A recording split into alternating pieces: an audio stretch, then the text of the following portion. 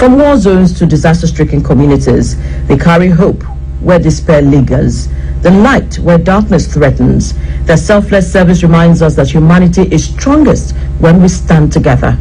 World Humanitarian Day is not just a commemoration, it is a call to action. It challenges us to see beyond borders, race, or religion, and to recognize that every act of kindness, no matter how small, it saves lives. And so to speak more on World Humanitarian Day, we have live in the studio the Minister of State for Humanitarian Affairs and Poverty Reduction, Dr. Yusuf Tanko Sununu. You're welcome to our studio. Thank you very much, sir. So can you give us an overall assessment of the humanitarian crisis in Nigeria, considering the number of persons who have been affected by one humanitarian crisis or the other?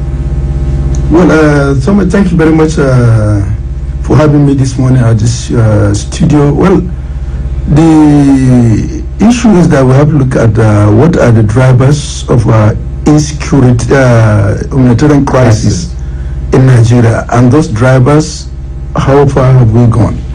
You can classify the drivers into two major groups, both natural and human-made.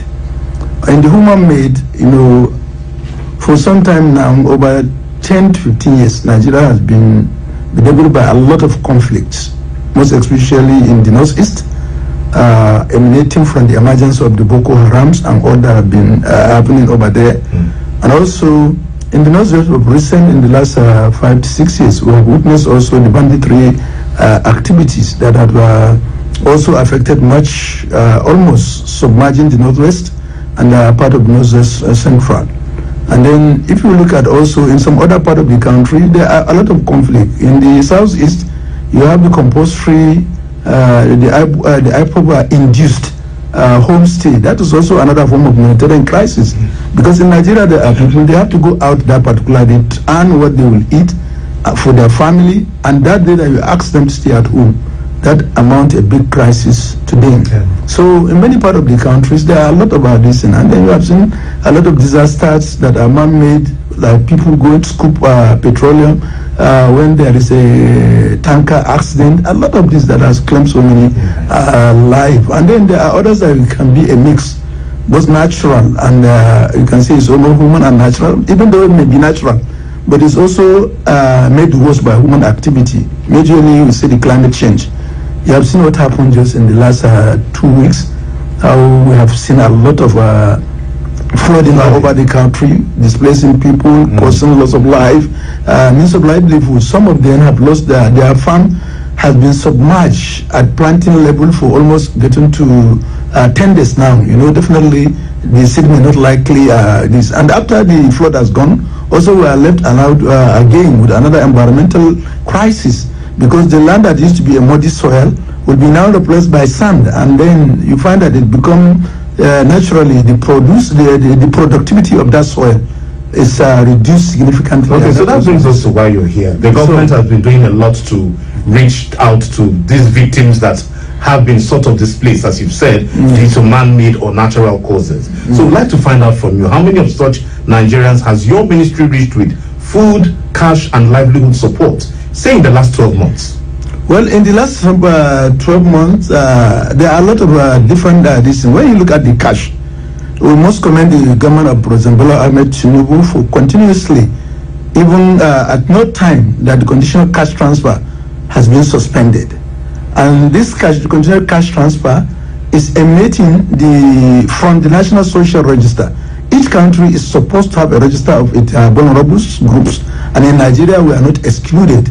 And we have a register that contains almost 18,900,000 Nigerians household, which are family. And when you translate that by number of individuals, you find that we have over 75 million in our National Social Register, which can be regarded as one of the largest in the world, not even Africa. And it's out of that social register, based on vulnerability, Nigerians are harvested. We cannot do it all over in a day, so we follow it based on who are the lowest cadre in that, and we are reaching them. And today I'm glad to say that we have reached about 5,900,000 Nigerians with total sum of almost 419 billion naira. And before the end of this August, we have also harvested another tranche of 2,190,000 Nigerians that will always be reached with total sum of 54,911,850,000 naira. And one thing about this is not just we're not just talking extracting figure anyhow. That represents what Nigeria is currently using as the assessment of multidimensional poverty index of the country, which was reported jointly conducted by National Bureau of Statistics and Oxford University in 2022, which gave a figure that is really alarming. While before the country is using monetary index in assessing poverty level, and that has really underscored or downplay the burden of poverty in Nigeria. So the multidimensional poverty shows that 65% of people staying in the northern part of the country are poor, while 35% in the southern part is poor. And you can just honorably you can see. Okay, Honorable Minister, we have a great challenge on our hands, and that is how to move people who are displaced back to at least safe places. We had a report, I think 3 days ago, 57 babies were born in the IDP camp in Benue State, and we've had similar reports like that. So what concrete plans and timelines has your ministry developed for transiting people from displaced places into safe resettlement? Let's talk about also how they can catch up with their education and to restore their livelihoods. You see, Nigeria is a major signatory to education should not wait. And when I was in the Ministry of Education, as Minister have said, then I know that is also has been not only a slogan, but also an active engagement. And even right now, the Federal Ministry of Education is doing that. So we have a lot of schools in NDP. But definitely, I know the concept we are moving now, and it's not only in Nigeria. Even the international community, United Nations is championing the campaign that we'll teach you how to fish rather than giving you fish. So that all those in the IDP, we are developing a strategy that will ensure that there is an exit plan, and we have developed a sustainable and durable solution that will empower them to make sure that they are taken out of the camp and then trained to have their means of livelihood that they continue to exist. Nobody will want a situation whereby people would remain in IDP camp for 10 years, 11 years, 9 years. That is not acceptable, because it's supposed to be a transit. Camp is a transit place that you take person just for you to prepare for where he's going to stay, and you assure his security at that place. So it should not be a permanent distance. And definitely in that place, a lot can happen, because people are in that camp as people with special needs. They can easily be exploited, and they can do a lot. And we have a part of durable solution we are marching is that, first of all, we try to create, the ministry is creating a resettlement city. You can recall just some few months ago, First Lady of and Mother of the Nation, distinguished Senator Oluremi Tinubu, was in Nasarawa State to commission Oluremi Tinubu resettlement city, which is a very hub of everything that you can have as a city in that district. And also we have engaged them in we are also into a tripartite arrangement between the Ministry of Humanitarian Affairs, Agriculture, quadruplet I would say even, NALDA and National Commission for Refugee and Internally Displaced Persons, to organize durable solution in terms of engaging them in farming. I was in Plateau State flag of the harvesting of last year, and that one we also have another in Benue and also in Bonosi, and that is to encourage them to engage in agriculture. And we must also thank the host community for the native land, and also for planning to give those that are exiting from our program to develop or to be on their own, to continue to farm. Noble indeed, but you know, when you're working, you also have to try to prevent duplication, ghost entries, and then of course political capture. We know how when humanitarian interventions like this happen, some people want to use it, you know, as a political maneuver and then hijack it. So what are the checks? Well, we have to check a balance, and Mr. President says that there must not be bias in selection of those who benefit. In humanitarian response, my brother, doesn't matter. It's the need of humanity that matters. For instance, if you have a brother who doesn't have any need, and you have someone who require urgent humanitarian services, what is needed is for you and that your brother to come and save that life. And that is the principle we are working in, to ensure that everybody is reached, irrespective of our religion, social, ethnic, or political biases, and that has been that's our slogan. For instance, now let's look at this. Let us look at political this. The president is from the southwest, no doubt about that. He's from Lagos. He has been a governor of Lagos, and now look at even the conditional cash transfer being done by his government. Let me tell you that Lagos State have the least amount of recipient, and that's reflects this. And if you come to Sokoto State, they have this in the northwest with highest burden. It's recipient of 64.8% of all the total conditional cash transfer. All right. So if you look value for money, this one is 293 billion. As against we'll bring you back. There's so much to talk. Thank you not so even much. about bringing him back. Today is the day, so he has so much to talk about. Yes, so we're going to hear enough of what you have to say. Yes. All right. So thank you so much, Minister of State for Humanitarian Affairs and Poverty Reduction, Dr. Yusuf Tanko Sununu. Thank you so much for coming on. Thank you, sir. And still referring to this day, the World Humanitarian Day, our correspondent Nehemiah Nini examines the dire condition of internally displaced persons in the Federal Capital Territory, talking about the FCT and efforts of donor agencies and government to alleviate their situations. Nigeria continues to grapple with extensive humanitarian challenges, with projections indicating that more than 33 million people could face food insecurity this year. According to the World Health Organization, at least 1.8 million children across 6 northeastern and northwestern states remain at risk of severe acute malnutrition. By the end of 2024, the country recorded over 2.3 million internally displaced persons, reflecting the vast scale of displacements. The Federal Capital Territory, FCT, has become a home to many IDPs fleeing violence from other states, as well as returnees from neighboring countries, underscoring its critical role in Nigeria's humanitarian response.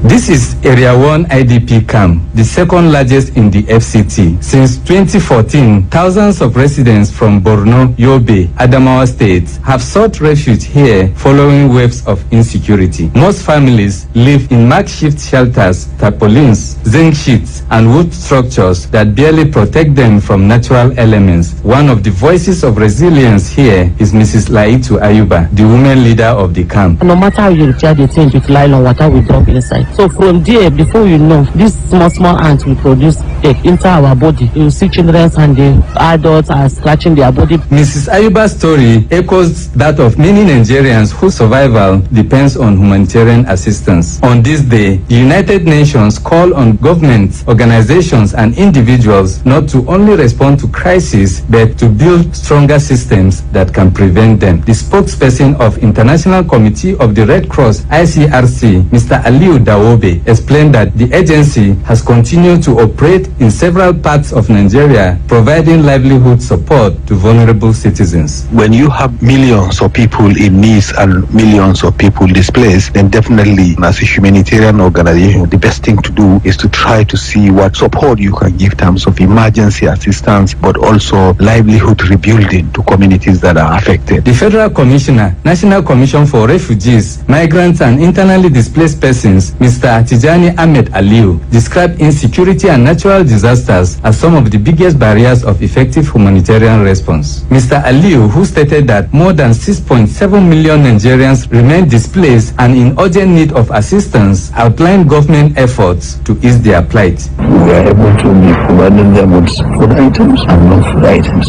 Some of them are farmers. We have to provide them with farm implements. These are part of the support. In commemoration of this year's World Humanitarian Day, he added that the Commission was prepared to provide both food and non-food items to support affected communities. We are making arrangements to celebrate the Humanitarian Day by providing them with food items. Don't forget what happened in Yelwata in Benue State, where so many people became victims. And the Commission also making an effort to ensure that celebrate this with the people of Yelwata now and beyond. Of course, we will not forget the people of Katsina, neither the ones in Jalingo that were also affected as a result of flooding. As Nigeria joins the world in marking World Humanitarian Day 2025, the message is clear. Empowering local communities remains the strongest foundation for global peace, resilience, and shared progress. In Abuja, Nehemiah Anini, Radio Nigeria. And from Rivers State, experts identify poor road network, traffic, lack of security and language barriers as challenges faced in humanitarian aid delivery. Gabriel Orene interacted with some residents of Port Harcourt City on their plights and some measures of preventing losses. World Humanitarian Day is commemorated every year to pay tribute to all humanitarian aid workers globally and to remember the anniversary of 2003 bombing incident of the United Nations headquarters in Baghdad, Iraq, that tragically claimed the lives of 22 humanitarian aid workers, including the UN Special Representative to Iraq, Sergio Villarreal. Speaking on the team, the South-South Director, NEMA, Dr. Godwin Tampico, said it is a call for collaboration amongst key players to aid delivery of humanitarian services while highlighting ways to foster global solidarity and empower local communities. It's important that global solidarity with the local community to recognize their challenges and what they require, and in the process have a collective response towards their needs. It also helps to promote long-term impact by empowering local communities. The Disaster Management Officer, Nigerian Red Cross, Rivers State, Dr. Izoma Godwin, appealed to all stakeholders to support and contribute to the efforts of both local and international aid agencies, as officials are often faced with difficulties while delivering services. For one to attend to those that are in need,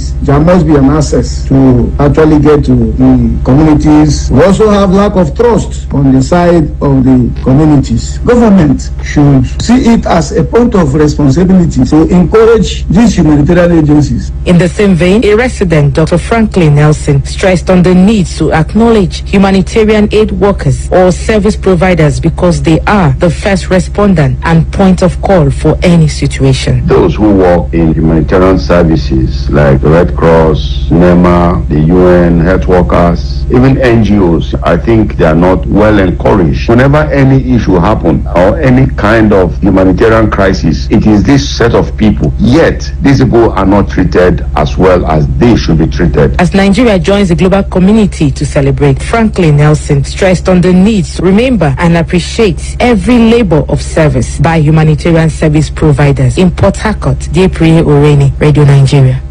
In the FCT, residents have called on government and well-meaning Nigerians to give priority attention to the welfare of the vulnerable and less privileged in society.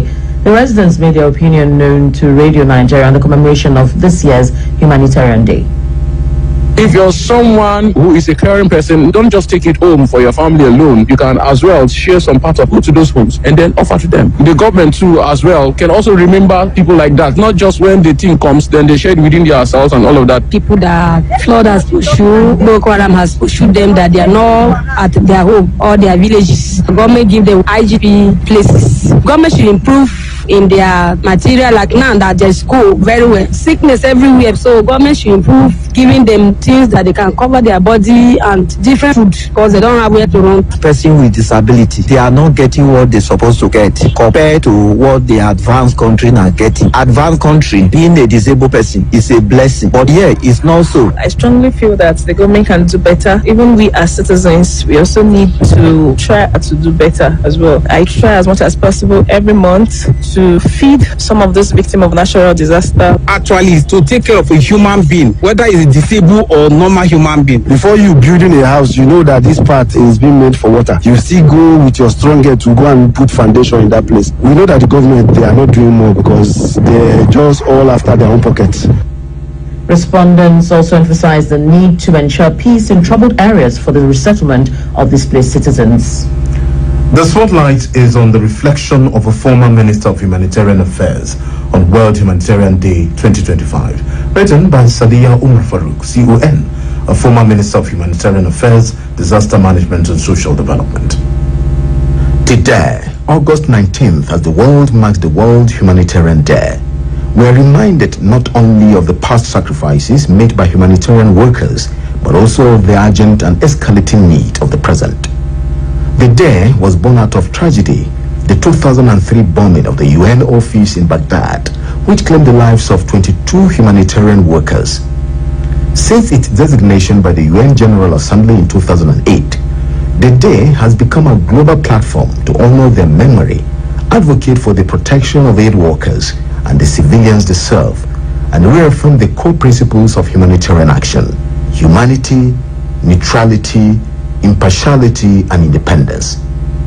This year's theme, strengthening global solidarity and empowering local communities, speaks to the heart of humanitarian action. It reminds the world that while crises may cross borders, solutions must be rooted in collective responsibility and local leadership. True solidarity goes beyond emergency relief. It means fostering partnerships that respect the dignity, resilience, and urgency of affected communities.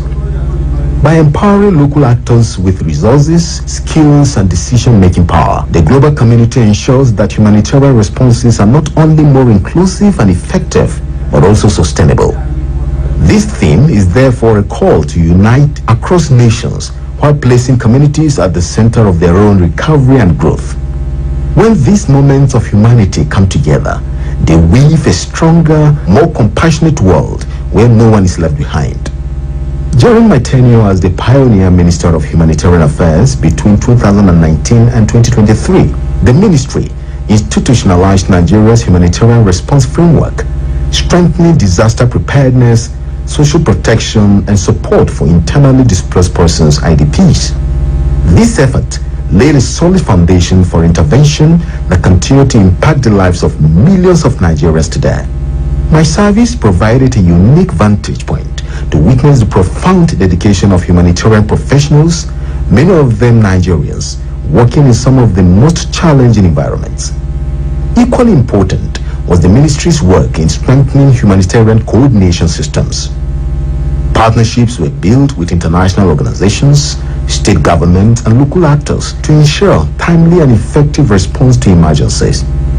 A particular highlight was leading the technical working group on the repatriation of Nigerian refugees from neighboring countries, an effort that underscored the importance of coordinated humanitarian action, international cooperation, and the courage of those on the front lines, Nigerian refugees in Cameroon.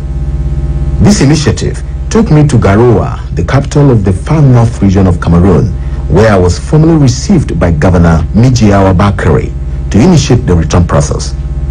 This experience underscored the critical importance of collaborative diplomacy and operational coordination in addressing complex displacement crises.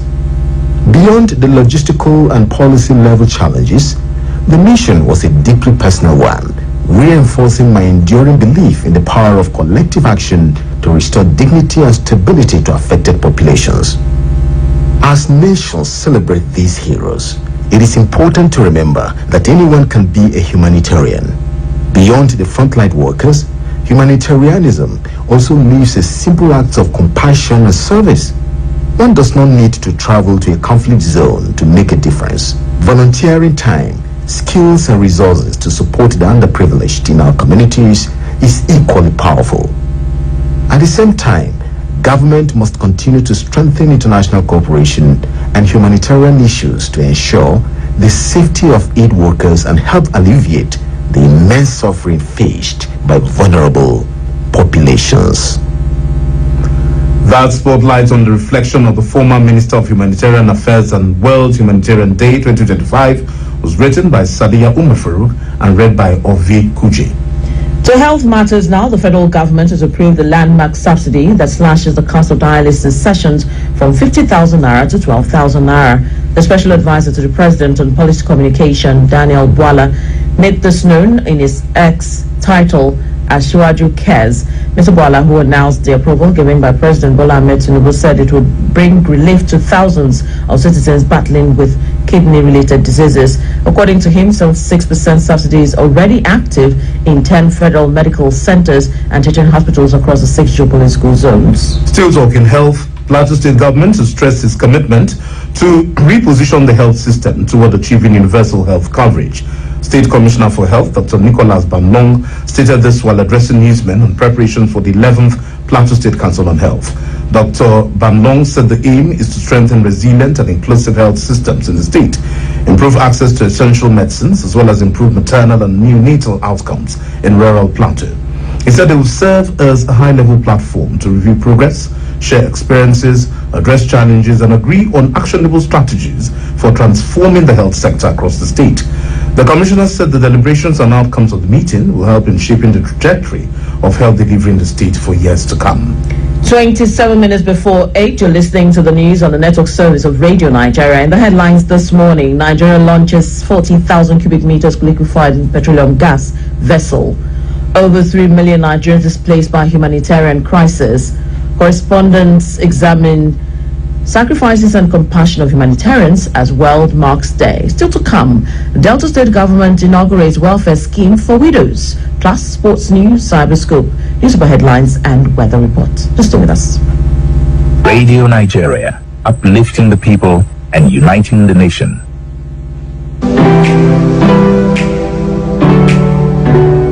Are you ready to take control of your well-being? Join Health Track this Thursday and every Thursday at 5:30 in the evening as we explore a wide range of health topics from preventive care and nutrition to latest medical breakthrough. We empower you with facts and insights that matter to your health. At 5:45 this Thursday and subsequent Thursdays, we bring you a special feature aimed to create awareness on prevention and management of chronic non-communicable diseases like stroke, diabetes, musculoskeletal disorders, and related disabilities. Brought to you by a group of researchers from the Obafemi Awolowo University in collaboration with other researchers from within and outside Nigeria. As part of the 2023-2024 Research Development Fellowship Program of the African Research Excellence Fund, United Kingdom. Join us on Head Track this Thursday, 5:30 in the evening.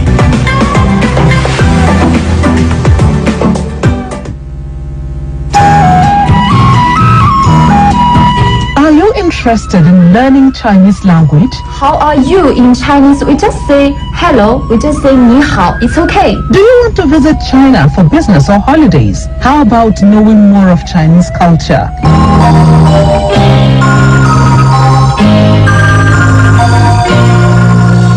Yes, then here is an opportunity. The Federal Radio Corporation of Nigeria has provided a platform for you to learn Chinese language, culture, and what you need to know if you ever want to visit China through the program Ni Hao China on the network service of Radio Nigeria every Wednesday at 5 o'clock in the evening. You can connect to the program through our FM stations across the country or stream it live at www.radionigeria.gov.ng. Ni Hao China on the network service of Radio Nigeria every Wednesday at 5 o'clock in the evening. Ni Hao China brings China to Nigeria. Don't be left out. Ni Hao Nigeria. Ni Hao China.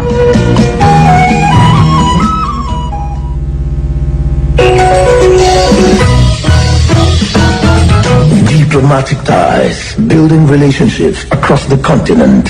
I keep on telling people that I come across, Malaysian, others, you should place your bet on Nigeria because Nigeria holds a lot of potential. Diplomatic ties, bolstering bilateral and multilateral engagements between Nigeria and the world. I've seen Chinatown all over the place.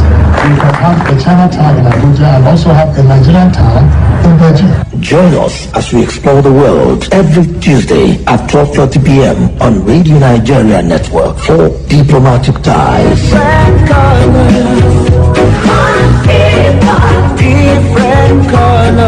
Diplomatic Ties, bridging the social-cultural gap between the great circles of the globe. It's quite safe. This is the message I'm sending to Finland.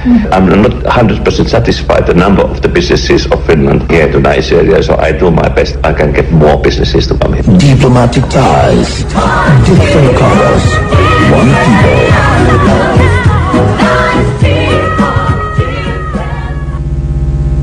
Radio Nigeria, uplifting the people and uniting the nation.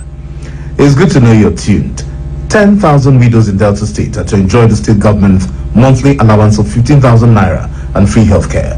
Governor Sheriff Uborori stated this in Asaba while flagging up the Widows Welfare Scheme, a landmark initiative designed to provide financial and healthcare support for the widows across the state. Sam Ebruse brings details.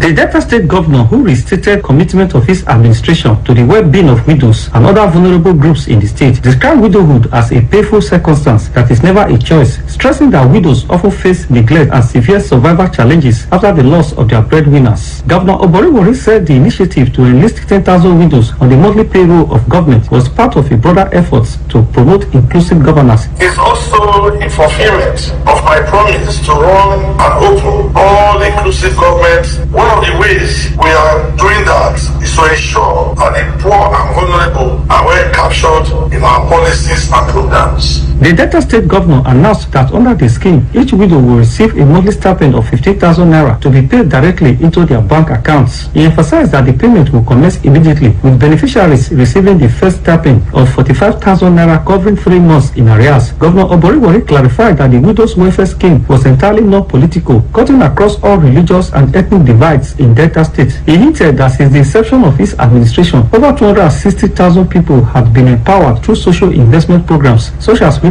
empowerment and skill acquisition schemes, youth initiatives, more grant projects, and business support programs. Governor Oboriwori gave an assurance that more interventions, including job creation and empowerment schemes, will be rolled out soon. Some beneficiaries of the widow welfare scheme were full of gratitude to the Delta State governor for not only providing them with stipend but also granting them access to free health care in their communities. I don't have anybody, even though said the property my husband, they wanted to even take it from me. So we are managing to feed this problem. I didn't even expect this at all. Just so far, nothing will not up for this Delta State. This program when you do for me to say happy. Executive Assistant to the Governor on Social Investment Programs, Elder Isioma Okonta, described it as a historic milestone in Delta's social investment journey. Highlights of the event included instant crediting of the benefiting widows' bank accounts with 45,000 naira for 3 months. From Asaba, Sam Iruse, Radio Nigeria. The House of Representatives has expressed concern over the non-completion of the access road leading to the Barrow Port in Niger State. Members of the House of Representatives ad hoc committee on the ports made the observation during an on-the-spot assessment tour of the Barrow inland waterways. Soda Muhammad reports that residents are excited with the presence of the lawmakers.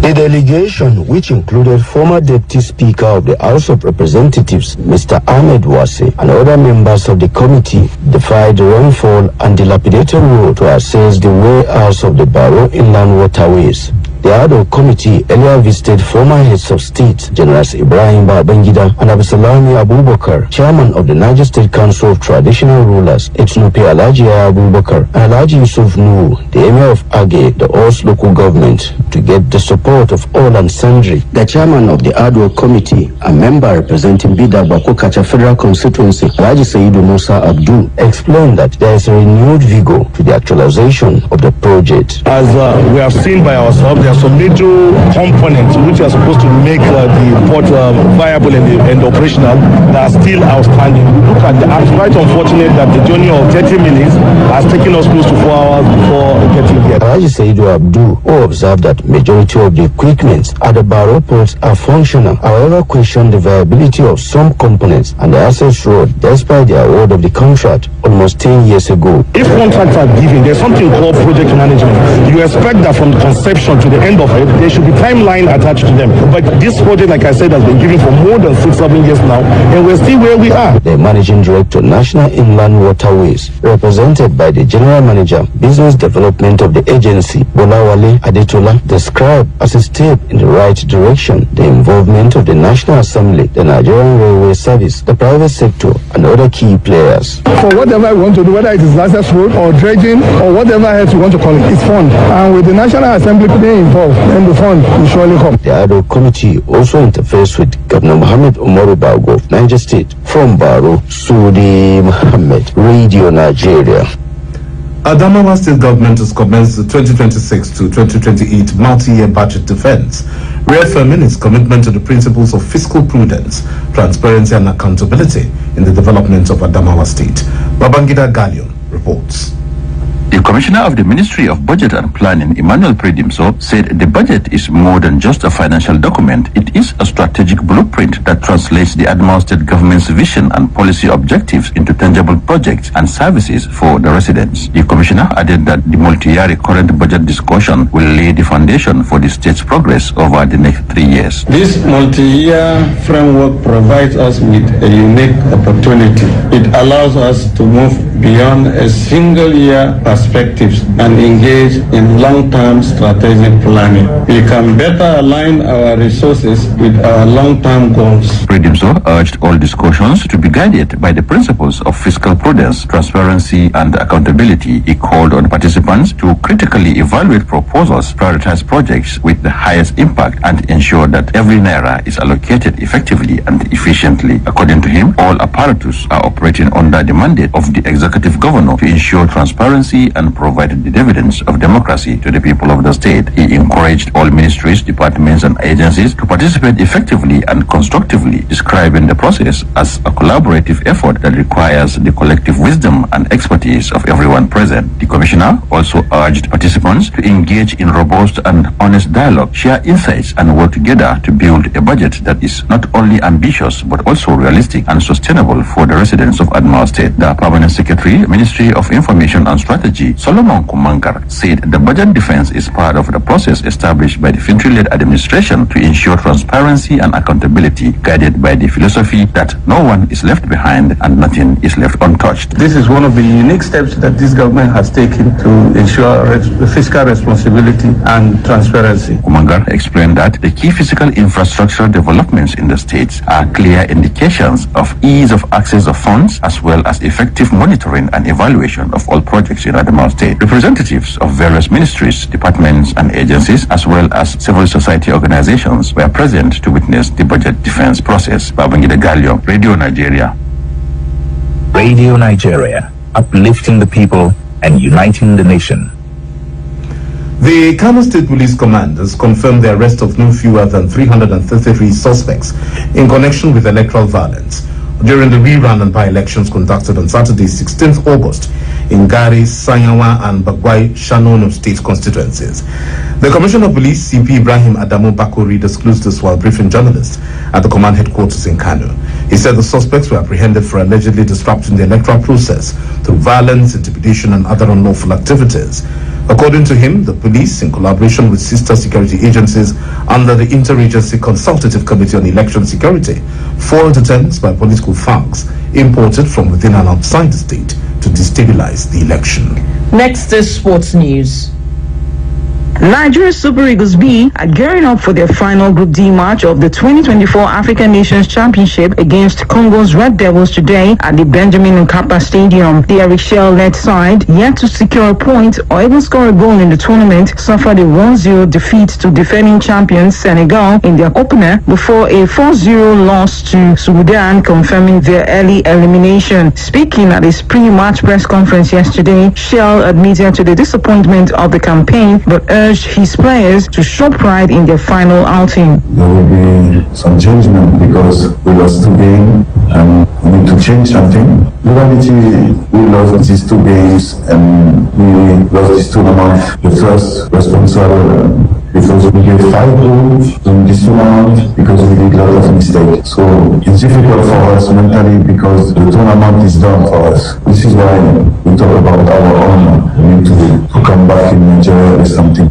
And tomorrow is a game that we can try to forget our mistakes. The coach stressed the importance of mentality going into the tie. When you are a professional player, you need to stay focused. You need to have every time great state of mind. And now this is the time they need to show the quality and not the bad things, the weaknesses. And now during 2 weeks, during 2 games, we see a lot of weaknesses. So we need to show our qualities. With only pride left to play for, Shell has challenged his men to deliver a spirited performance that could at least see them end their CHAN 2024 journey on a respectable note. Meanwhile, yesterday's Group C final matches saw Uganda and Algeria progress to the knockout stage. Uganda drew 3-3 with South Africa to finish top of the group with 7 points, while Algeria drew goalless with Niger to take second place with 6 points. And ahead of the 2025 FIFA Under-20 World World Cup, the Flying Eagles are set to welcome their invited foreign-based players to camp this week. Nigeria booked their place in the tournament after finishing third at the last Under-20 Africa Cup of Nations in Egypt. Head coach Aliyu Zubairu opened the camp in Abuja earlier this month for the second phase of preparations and has now extended invitations to several overseas-based players following the team's underwhelming performance in Egypt. Speaking from the team's camp at the FIFA Goal Project in the Package B of MKO Abiola National Stadium, Coach Zubairu lamented the reluctance of some clubs to release their players, but is positive Nigeria will present a formidable squad at the World Cup.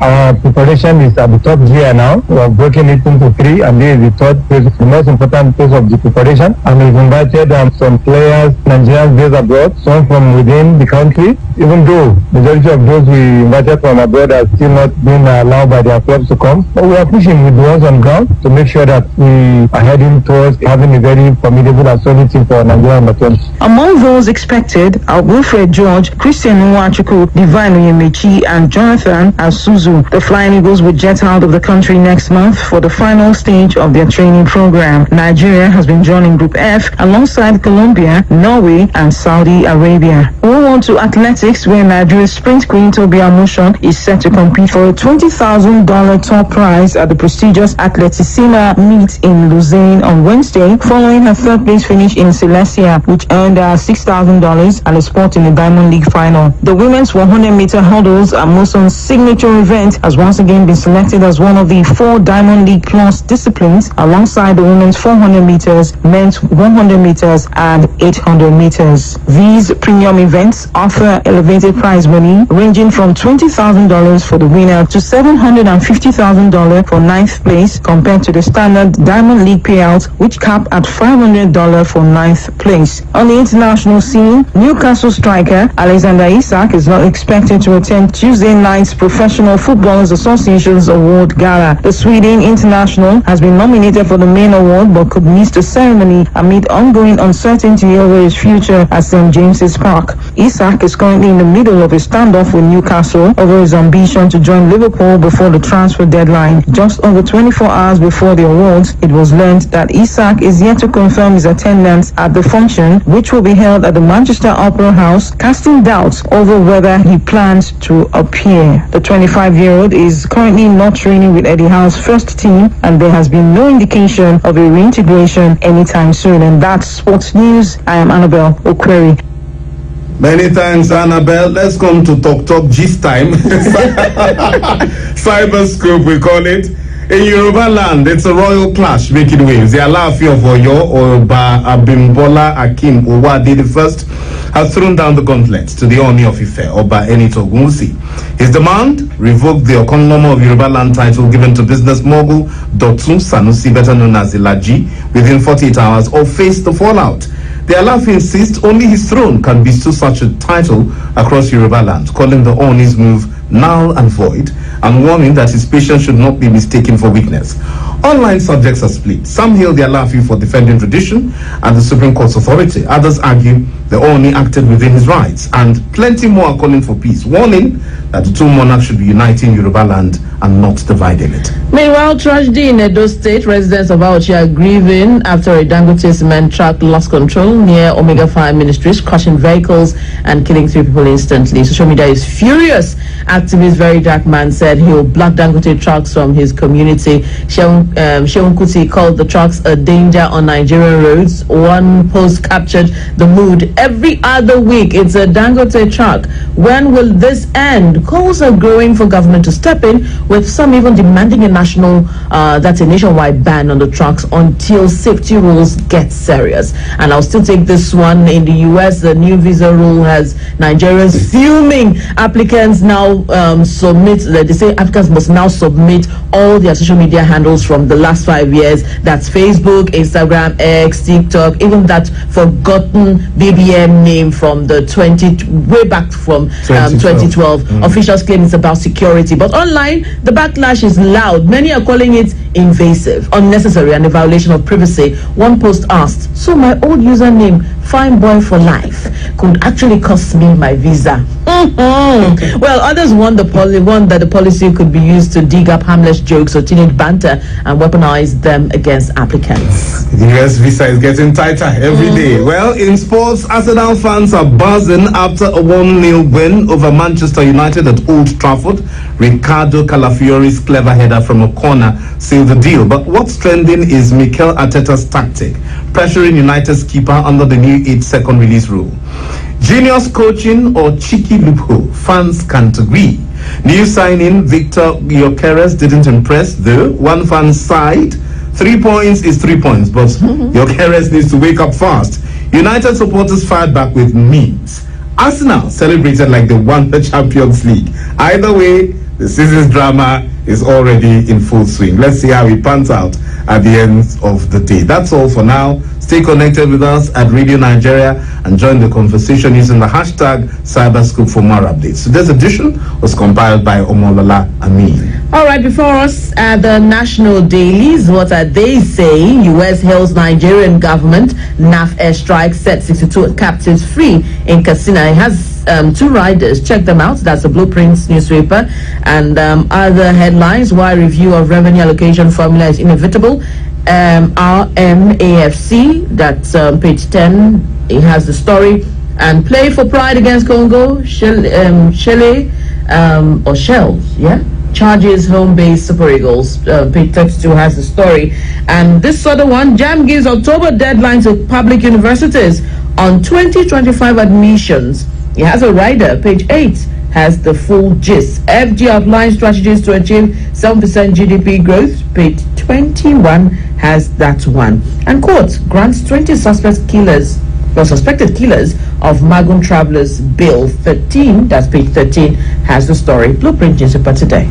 The Nation is next. UK OK's Tinubu's reforms pledges stronger trade ties. That's the banner headline. Rider, First Lady RHI lifting women in informal sector into prosperity. Nigeria launches 40,000 cubic meters LPG vessel in South Korea to boost clean energy. Details on page 8. 6 million naira found in kidnapped suspect's car after incident in Nasarawa. Is a new constitution realistic? Well, if you want to find out whether it is or not, pick a copy of The Nation and drive straight down to page 6 of the paper. That's it for The Nation. And the Leadership newspaper, this one says states to get more allocation as FG reviews revenue sharing formula. Page 7 has the story. Alaafin tackles Oni over chieftaincy title. Page 17 has the gist. Tinubu slashes dialysis costs from 50,000 naira to 12,000 naira. We had that in the news. Page 7 has details in the Leadership newspaper. And you have this one, US, UK hail Nigeria over arrest of terrorist leaders. Page 4 has the gist. APC, PDP must prove they are not terrorist organizations. That's according to Falano. Page 22 has the gist. That's Leadership newspaper today. Daily Trust, just one banner headline with a big picture in front of it. Sokoto boat mishap, 3 family members, 23 others missing. Details on pages 3 and 4. I think that's it for newspaper headlines this morning. Let's quickly take weather report for you. Northern region, morning thunderstorms with moderate rains are anticipated in parts of Katsina, Sokoto, Zamfara, Yobe, Adamawa, Borno, Jigawa, Kano, and Kaduna states. Thunderstorms with moderate rains are expected in parts of Kebbi, Sokoto, Katsina, Jigawa, Kano, Kaduna, and Adamawa states during the afternoon and evening hours. That's it for the news this morning, but before we round off, a recap of our major stories. Nigeria has launched 40,000 cubic meters liquefied petroleum gas vessel. Over 3 million Nigerians have been reportedly displaced by humanitarian crisis. Our correspondents examine sacrifices and compassion of humanitarians as World Marks Day. And Delta State government has inaugurated a welfare scheme for widows. That's the news, edited by Ibrahim Shuaibu and the production team. My colleague has been Fubara Pebble. And I am Harriet Adams. Thank you so much for listening. To stay tuned, Politics Nationwide is next.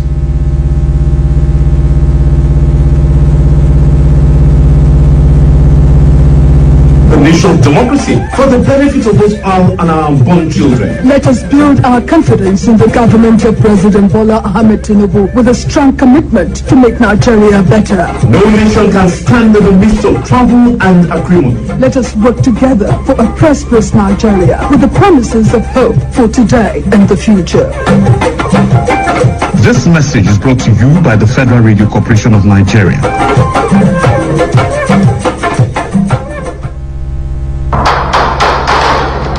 Nigeria is filled with cultures so beautifully diverse. People so creatively endowed. Land so richly blessed. But all these mean nothing in the face of violence. Let's live in peace, for only in peace can development happen. The labor of our heroes past shall never be in vain. Let us serve our fatherland with love, strength, and faith. One people, one nation.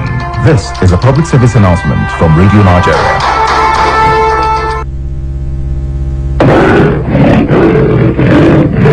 As the roar of a lion reverberates across the animal kingdom, so does the news in the network service of Radio Nigeria reach all the nooks and crannies of Nigeria and beyond.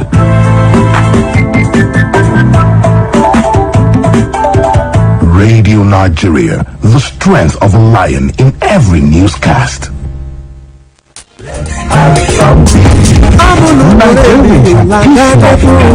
And countries only develop and grow when there is peace and stability. Different kinds of problems in every society and so in every country. If there are problems here, Nigeria is not an exception. There is no society, no country where violence and bloodshed has stopped us coming. No matter the problem, no matter.